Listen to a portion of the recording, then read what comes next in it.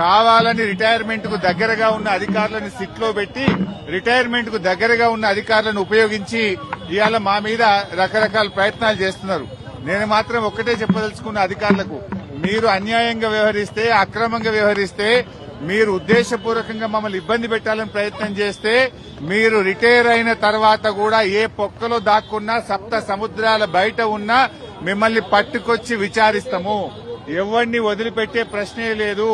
చట్టాన్ని అతిక్రమించినా, న్యాయబద్దంగా వ్యవహరించకపోయినా, ఉద్దేశపూర్వకంగా తప్పుడు ప్రచారం చేసినా, తప్పుడు లీకులు ఇచ్చిన పోలీసు అధికారులను వదిలిపెట్టే ప్రశ్నే లేదు. అంతకంతకు అనుభవిస్తారు. జాగ్రత్త, ఆలోచించుకోండి.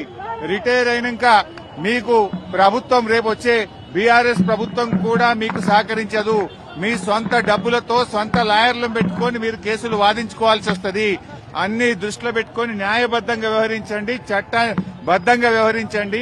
రేవంత్ రెడ్డి దావోస్కెళ్లి ఆయన ఇచ్చే డైరెక్షన్ లో కాదు, మీరు చట్ట ప్రకారంగా వ్యవహరించండి.